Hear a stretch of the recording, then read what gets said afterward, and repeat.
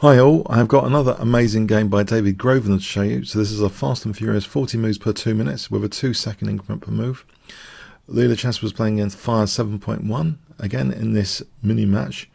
Now the opening moves are actually d4 knight f6, c4 e6, and now the Queen's Indian, so Queen's Indian defense territory. a3, I believe this has been played by Garry Kasparov and other top grandmasters at one time or another. Bishop b7, knight c3, d5. We have cd, knight takes. So black is keeping this diagonal open. Is that bishop going to be a real nuisance here on this diagonal? This is actually the end of the book, given to both. And now knight takes d5 is played. Queen takes, g3. So you might think this is a bit unwise, isn't it? There's this battery on the diagonal, and g3, isn't this asking for trouble? Knight c6, and now if the routine bishop g2, this wasn't played, then knight takes d4, as one might expect, is fully working here. For example, like this, there's no repercussions there. Black's bishop's going to get back. It's going to be good for black. So actually white supports d4. Black castles queenside, bishop g2 here. Now we have e5. Now again, if white just castles, which you might consider the natural move, then knight takes d4, unleashing that power on g2. So for example, knight takes, there's queen takes g2, checkmate. And given that's the case, if bishop takes, e takes, black's got an edge here. Okay, so d takes e5 is played. Queen takes d1, rook takes, displacing the king. And now exploiting that pin, knight takes e5. So equal on pawns still, but this looks a little bit nasty. Is black going to have the option of structural damage? Now, very, very interesting move is played here, which is actually kind of accentuating this bishop on b7, believe it or not. Bishop h3 check. And the king moved to b8. Now, if we have a look at this, if king c2, actually black might do better than just trying to double the pawns. With knight g4, doubling here would be better. For example, here, bishop c5, this is pressure on white. This position, pressure on f2 and h2 all the time. So for example, like this, black ends up being slightly better at the end of all this. Long variation, for example, black would have a small edge. So let's go back. So king c2 wasn't played. In fact, bishop h3 check was played. And after king b8, a fantastic concept is revealed here. I wonder if you can guess what Leela played if I give you 5 seconds to pause the video. Okay. Knight takes e5, yeah, an exchange sack. We have bishop takes. Now knight takes f7, so something must be done about the rook. The rook must move here. There's no chance to take the bishop back. And now, like in a James Bond film, sometimes the evil people trying to take over the world, they enclose in space, of, for example, the spacecrafts or the other crafts, they enclose it in a trap. It's been trapped by Leela f3. It's not getting out for a while. Okay, so bishop e7. Now we have knight e5 threatening knight c6 check immediately. Now black plays a check here and then parries knight c6 with this rook d6, which also introduces sometimes, when the bishop's not covering h6, it would introduce rook h6 to hit h3 and h2. Now Leela plays knight d3 here. Now we have rook d5 introducing rook h5 potentially to hit h3 and then h2 if the bishop moved. Knight f4 stops rook h5. Rook g5 is played. Now this looks a little bit on the artificial side. What is going on here? If rook d8, this position is nice after knight e6. This is just really annoying for black. So probably best is to give up g7. White's getting an advantage there. It's getting very awkward. So we have actually rook g5. And now bishop g4.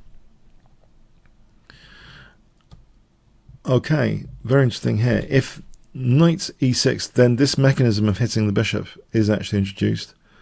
with advantage. Even if knight f4, the rook goes back to h6, and with the potential for g5 now, this is getting real awkward for white on the h file. For example, this g5, and okay, that hits the bishop, but after bishop c5, challenging this one, this variation ends up white's losing h2, black's having a big advantage there actually, and then can actually create a pass pawn potentially, so that's to be avoided.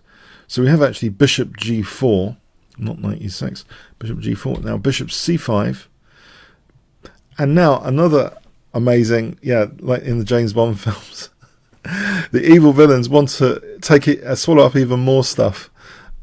So we have actually bishop d2, inviting bishop g1.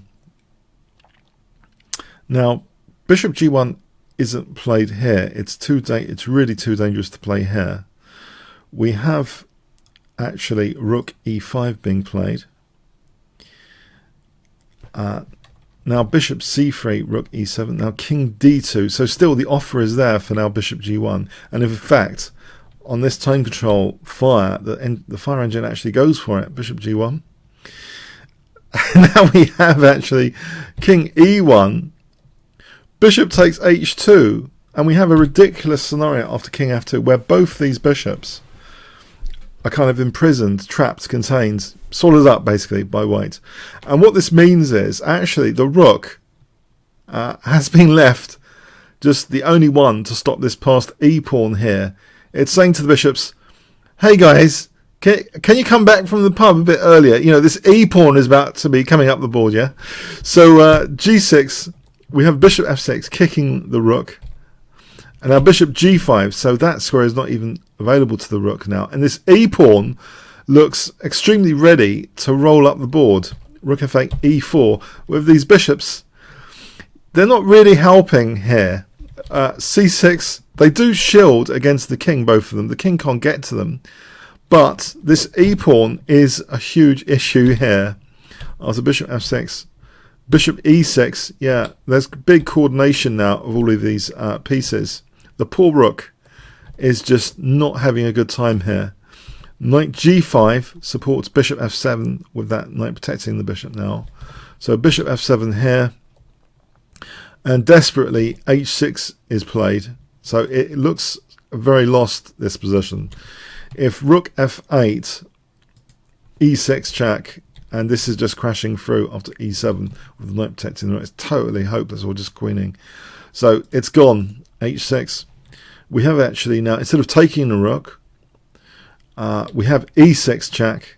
Black gives up the poor rook, knight takes, and the bishop still provide a shield, so there's no issue with the pieces here at all.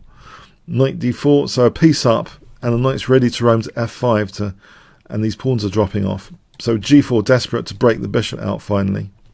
That's taken, but at the cost now of one pawn and out, and another pawn's going to drop off. Bishop takes h5, it's totally gone. Check, g5, king e7, g6, and after bishop takes g6, the game was terminated here for a win for white. You can see that knight takes g6 is clearly two pieces up, yeah, and this g pawn's going to be a menace as well potentially. Absolutely winning. Now, there are some very funny moments for Instagram in this game. In particular, with the bishop stuck here, you might want to use this for your Instagram. David Grosvenor recommends this position around here. Looks pretty comical with the bishops there and these two bishops here. e5, I mean, this is comical. So hashtag Kingscrusher, Leela Chess, AI, self-learning. Yeah, it's just funny, the configuration of bishops. I've never seen this kind of situation before. But these really comical situations can sometimes happen with some of the more greedy engines. I think, I keep saying this, but maybe you will get some greedy opponents that will just snap up pawns and leave their bishop stranded. Okay, some fun games if you do get that. Okay, comments, questions, likes, shares appreciated. Thanks so much.